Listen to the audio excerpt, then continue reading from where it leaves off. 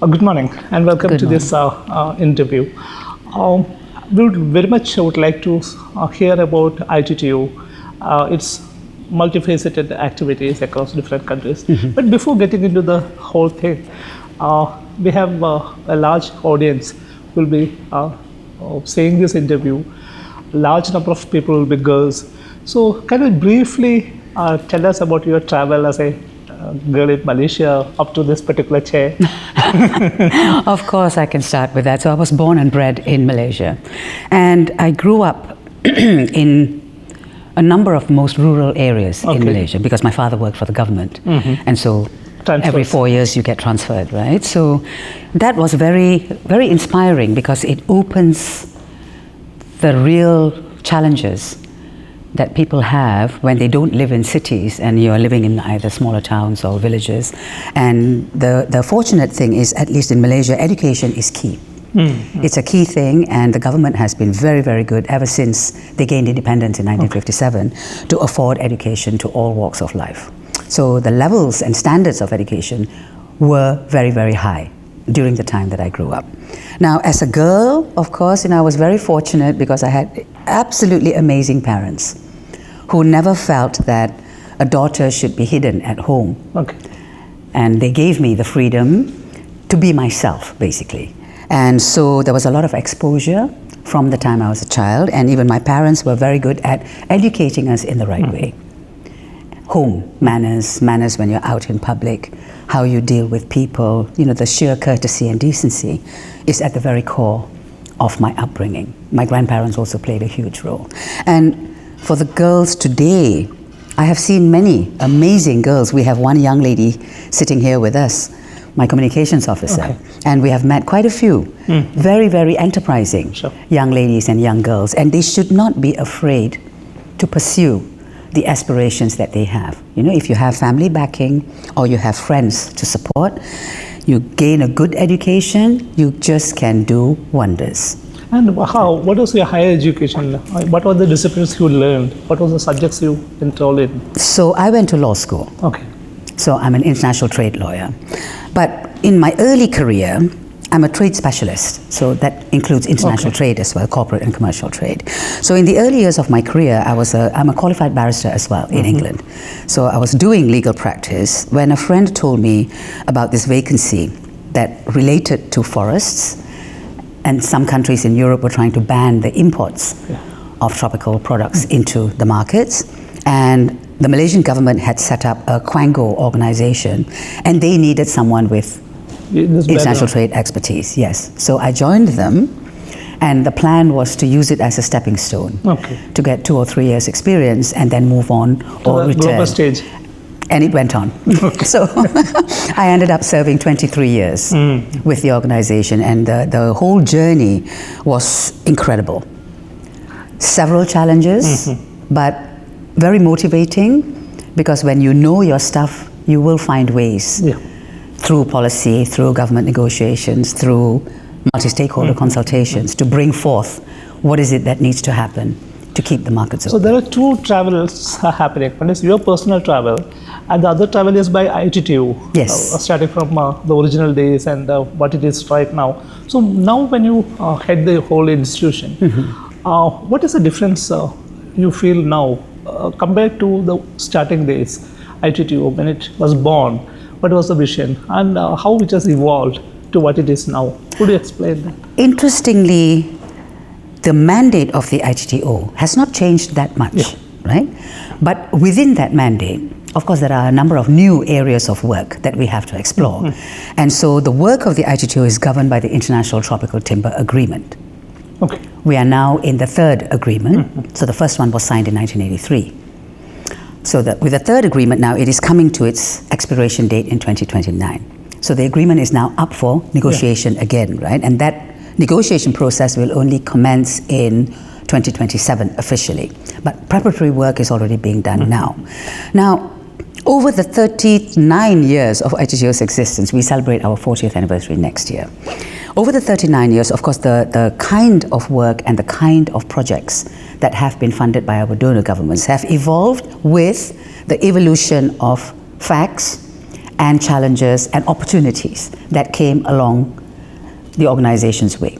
So we have a 50-50 balance between the membership. Okay.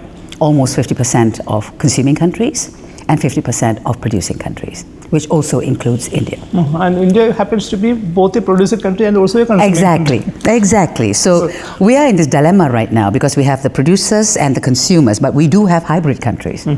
For example, India can be one of them. Vietnam is another potential example. So these are the matters that are currently being discussed. Putting both the members. groups together, producers and consumers, how many countries are you dealing with?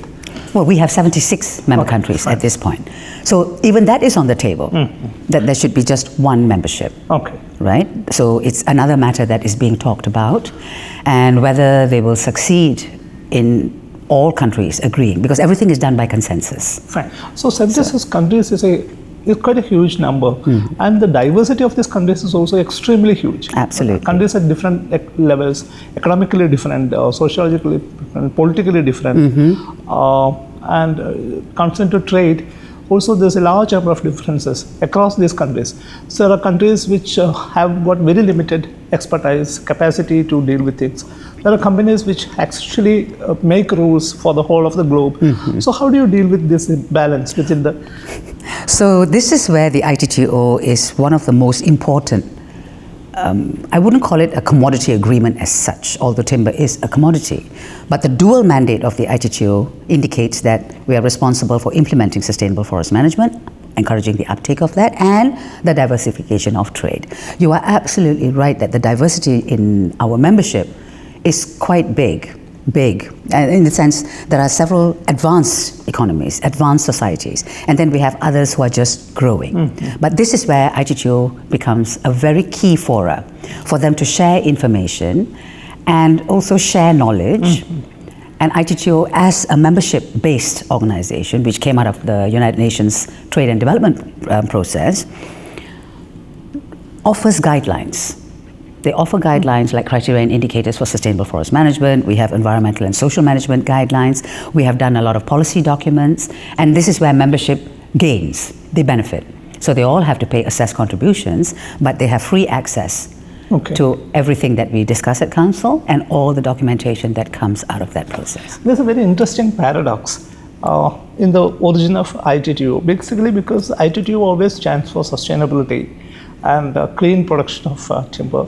But originally, timber production was supposed to be absolutely contradictory to conservation. Like it is a natural forest on one side and the plantations on the other side. Yes. And both have totally different goals. And people had a feeling that these two things doesn't go along easily, because either you had to be conserving it or you just use the timber out of it. ITTO is one organization which came into existence to face the music right away. Absolutely.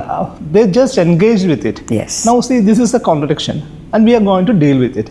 How best we can produce timber without destroying the forest. Absolutely. And that was a big challenge which was taken up.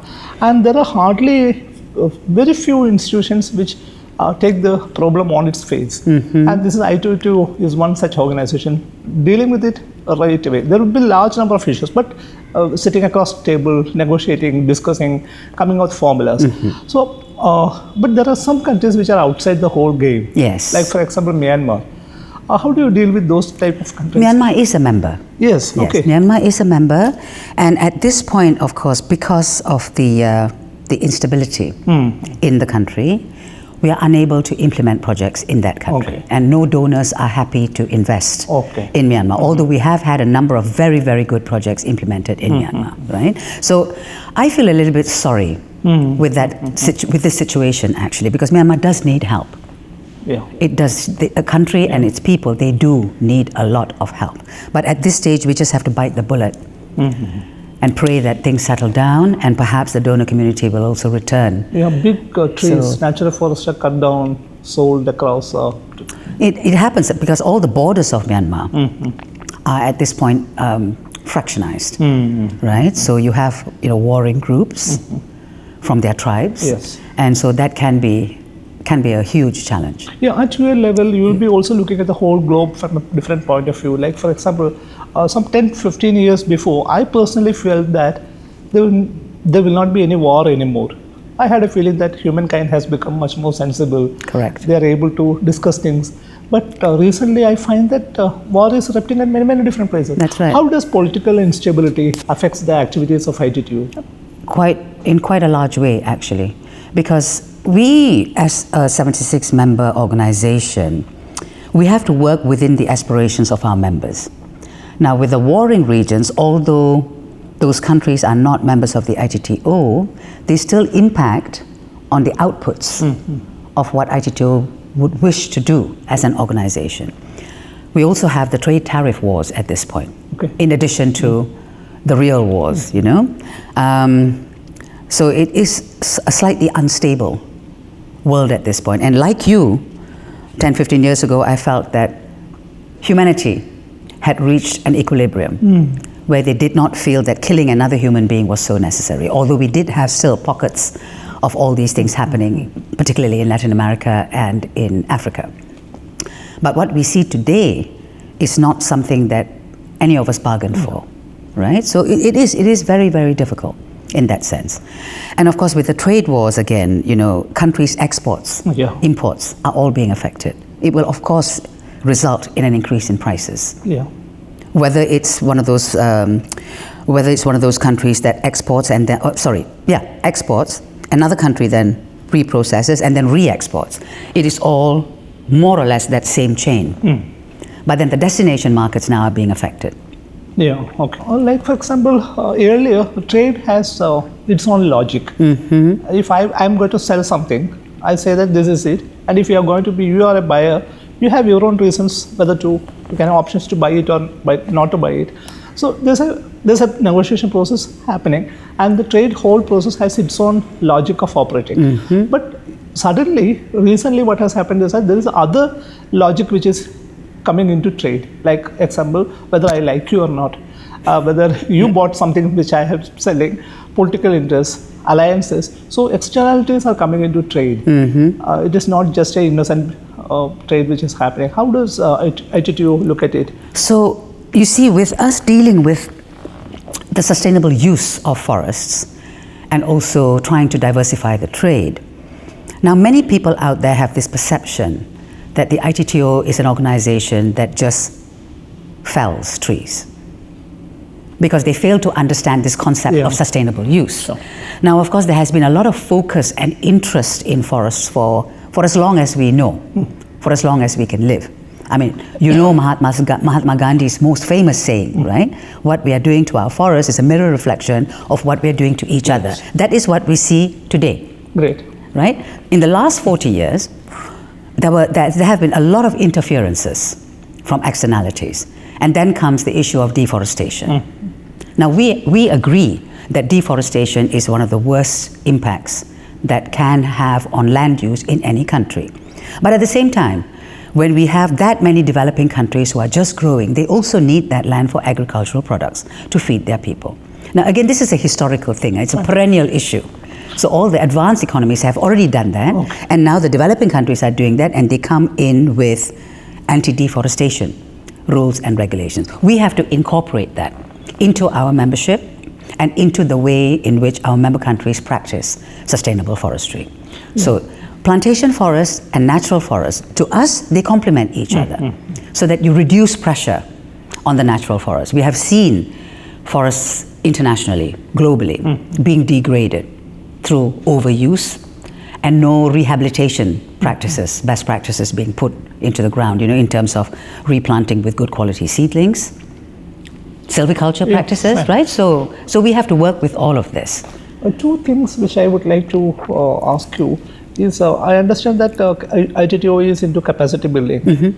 Could you just explain what type of capacity building is ITTO actually engaged in? Okay, there are several elements to capacity building. One is applying the criteria and indicators for sustainable forest management. So that's training for the foresters, training for young foresters even, or for universities that run such courses. That is one element. The other element is legal and sustainable trade. Okay. We can also help them with what constitutes legal resources and what constitutes sustainable resources. Okay. To make sure that that circle is completed. We also do capacity building in CITES listings, because that is another huge challenge for many countries, particularly tropical countries, because several species are being proposed for listing, and once listed, they have to ensure that they manage that whole situation in the right way. And in that sense, again, ITTO has the expertise to help member countries in how to manage those listings and how do you manage the trade flows. And ITTO was also funding research projects. Yeah.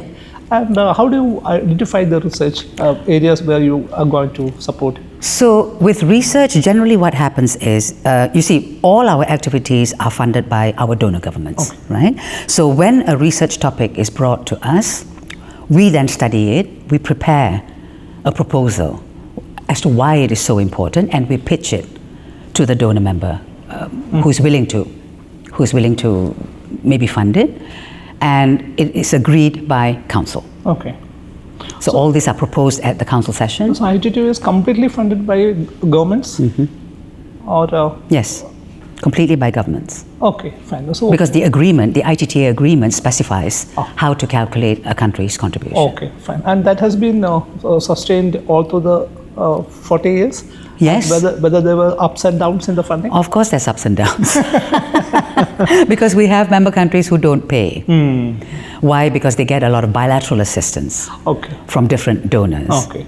And so they feel there is no need for them to be active inside ITTO and wait for projects to be funded, right? So that is a bit of a misnomer where the ITTO is concerned. So every year we run on approximately nearly $2 million deficit. Oh, that's so, okay. Yeah, but we managed to still be active. In the title itself, you have the word tropical, and are all your member countries tropical countries? No. The producing countries, yes, but the consuming countries are not. Yeah.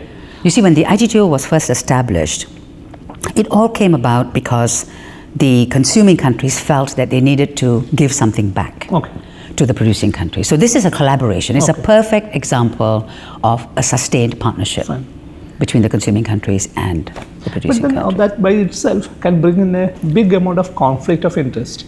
Like for example, because consumers have their own concerns, producers have their own. I will just give an example of oil. Like for example, when you, at the international platform, when we debate oil to reduce carbon emission, when all the discussions were happening, the countries which are most affected by climate change, especially the Pacific Island countries, they cry because our country is going to be underwater. Yes. So that's their concern. But there are other countries who produce oil. So they cannot, because their economy is entirely dependent upon oil. Absolutely. So these two type of countries, the concerns are totally diametrically opposite. So do you have that sort of a scenario where you manage both the consuming countries and the producing countries? So in the earlier years, things could get quite hot. Right? But you see, with forests, everybody has a common interest in the sustainability and the need to maintain forests. And between our membership, they also understand the concept of sustainable use, right? Without degrading too much. So in the last, I would say last 15, 20 years, things have calmed down very much. So but both teams are converging. Yes, they are converging, and sure, they have differences of opinions, which is why our council sessions are the perfect opportunity for members to speak up, and then they discuss, and then they find a way forward. Our duty as Secretariat is to try and help them find solutions. I'm a solution-orientated person myself, right? So we try and find solutions in how they can actually move forward as continuing partners. And this is why a lot of them tend to find projects that they wish to fund. Why? Because they have a particular interest in that particular area of work in relation to forestry. So does ITTO take up negotiations also? Yes, we do. And we have a specialized team who do the negotiation process? 2 or 3 of us, yes. We've had experience in the negotiations. Could you give a very interesting case of an interesting negotiation which you had? Right. So one of those would have been, let me see. So you see, with a number of countries, they have a wildlife unit which is separate from the forestry unit, right? So one of the items there was how they could converge both in order to maintain and sustain wildlife. Now, that was very complicated. Very, very complicated for many producing countries, because a number of them did not have the experience to actually enable forest corridors for the animals to move from one forest management unit to another, because usually it's a forest management unit and then it's barren land or agricultural land, and then you have another forest area. And so a number of these areas were being destroyed, particularly by herds of elephants and everything, right? So that took a while to sort out, but then the corridors idea was formed, right? The other, sorry, go ahead. There are a large number of NGOs at the global level looking at exclusively on conservation, wildlife, things like that. Correct. That's another complication. ITTO, do you work together on some specific cases? Of course, we do engage with NGOs who have a real interest in helping us. We also engage with civil society organizations, because for us at ITTO, it's not just the environment that matters. The social element is also extremely important, the socio-economic element. So all three are pillars of sustainability, and we observe all three. So we do have some NGOs also who are totally against harvesting, log harvesting. But what I find is in the last 10 years, more and more NGOs are beginning to understand that there is a need, because otherwise what do these communities do for a living? With sustainable harvesting, you create employment, you bring them revenues. We have also incorporated now agroforestry practices, as you can see with the TAKE conference, right? So agroforestry is also absolutely key. So we have implemented a few very good projects on agroforestry accompanying forestry, so that the income is diversified. You know, you're not solely reliant on cutting one tree and making money out of that one tree. Because with sustainable harvesting, you can only remove 3 trees maybe, or 4 in 1 hectare. So that's not many, because there are many trees that need to be maintained within that, right? So diversifying the species, even fruit trees. Fruit trees produce good wood. Mango, durian, jackfruit, all these trees, right? So you intersperse the planting. I remember a large number of issues of ITTO newsletter speaking about reduced impact logging. Yes. So that was one of your core areas where you invested a lot of time and energy. Correct. To make that conversion happening. Exactly, and we just re-released an update on the reduced impact logging as a Wikipedia page, so that everybody can look into what reduced impact logging is. That's important. Basically, one big difference is that the consuming country has got little biodiversity. The producing countries have got huge biodiversity, and they are at a stage where there is a global pressure on conserving the biodiversity. At the same time, the country has to move its economy up. Yes. So there's a debate between conservation and development. What is that? How is that fight happening at different countries in different? You are the best person to because you look at things from a top point of from a global perspective. You know, how is this development versus conservation debate manifesting in different ways at different countries and different places? Sure, there is a lot of pressure, of course, on developing countries, particularly tropical countries, under the Convention on Biodiversity, right? Now, the beauty is ITTO implemented a project some years ago. We call it the Emerald Triangle Project, and that was in the Mekong Basin.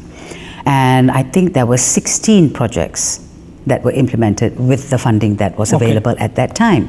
And the output from that project indicated that sustainable harvesting does not destroy biodiversity.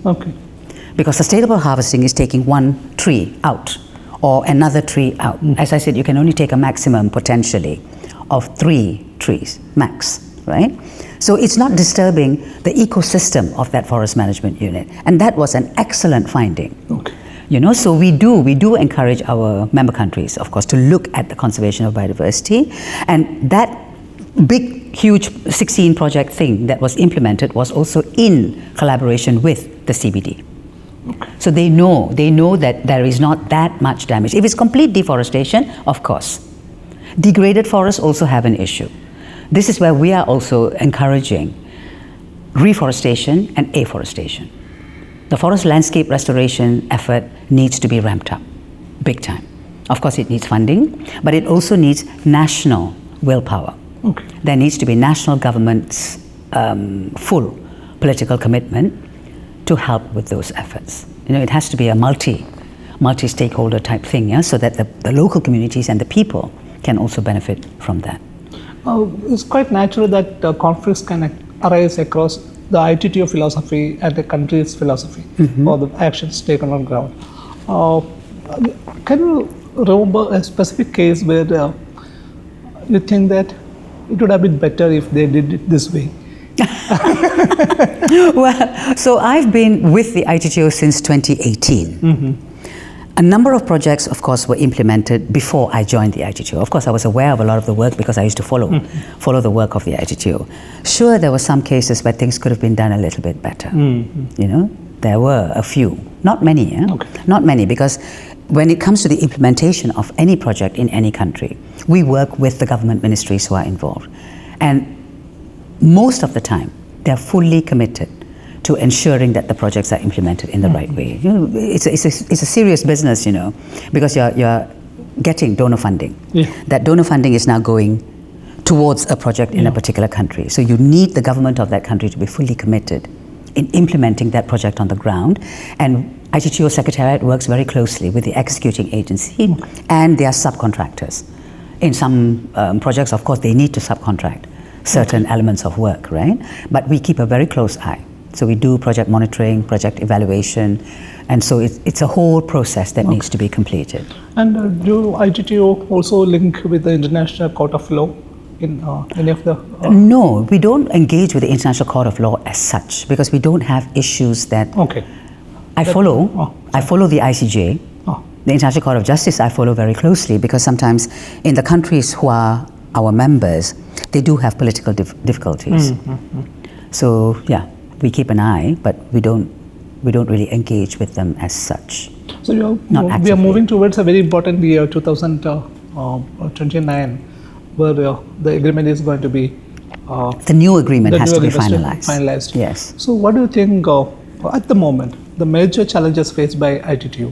I think the membership needs to decide what they want from this organization moving forward. So that would then impact, of course, on the form of the membership and what the ITTO's key mandates should be moving forward. You see, with the name of International Tropical Timber Organization, a lot of, like as I said, the perception is we destroy forests, but actually it's not, you know. So they need to figure out what else they wish to see. At this point, it's working reasonably well, but of course we have trade regulations that are being put into place, which can be a huge challenge for some members. So again, it's a case of discussing it, talking, and finding a solution. And do we also give guidelines for the quarantine procedures? For the what, sorry? Quarantine of timber. Quarantine? We don't do guidelines as such because that is a national government prerogative. But if they need help, we are there to help them. One interesting observation from India is that when we opened up our markets, when globalization set in, the amount of timber which is moving across has gone tremendously high. And it is not just sawn timber, it is not just veneer. Round logs come in and they are not debarked also. So with bark they come over. That has brought in a large number of bark beetles into our country. Ambrosiae beetles. And we also had a large influx of the giant African snail, which is a major invasive species. So is there any way in which your guidelines can also incorporate the additionalities like this? We could help with that. You see, again, it's a national government competence. They should be the ones who are following the phytosanitary rules, right? Because I remember even 25, 30 years ago, there was a hell of a lot of problems because they were not observing the phytosanitary rules, or they were not kiln drying it enough, and you get fungus, you get bugs, you get all kinds of things, right? So that's a good point, actually. We could look into that to ensure that all other members can... I personally very much appreciate the position taken by ITTO in growing good timber, safely growing timber without reducing biodiversity. But also important is the process in which it is moved from one place to another. When anything moves, it is not just that thing that moves. It takes along with that a large number of organisms. Of course. Along with it. Which is why, personally, I feel that the export of raw logs is not really advisable. It's not needed, right? Countries are failing to add value in country. They need to understand that if they process it in country, that increases the value. It increases the value. You provide employment for your people also, rather than just exporting raw log resources abroad. You know, you lose that value-adding opportunity. Yeah, you can drastically reduce the amount of organisms traveling along with Exactly. You see, doing things like that would be the best thing. Don't import raw logs either. Why? Why, right? Make sure that it's processed at least into sawn timber. Yeah. At least, you know. Even if it is not chemically treated also. It doesn't have to be chemically treated as such, because with most tropical timbers, they need kiln drying to remove the moisture, right? So if they're kiln dried to the right temperature, they're fine. They don't carry pests. ITTO also supports technology upgradation or technology. Yeah, we do help with that. Yeah.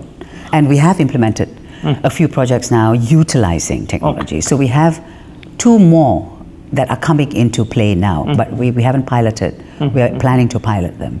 But we do like incorporate for example, new reduced technology. energy use in timber processing, timber. Yes, that many countries have already implemented. Okay. For example, my own home country, Malaysia, they have implemented this use of waste Okay. for heating up the kilns. Okay. You know, so you don't burn the sawdust unnecessarily, right? Okay. Things like that. You know, so So it's getting connected to many other scenarios. Like for example, climate change on one side, energy use on the other side, biodiversity loss on the other side. So I can see, talking to you, I understand that ITTO is connected to many different things. yes, It's not just a timber. it's not just timber, Timber. because it all impacts on forests. Yeah. That is the resource base.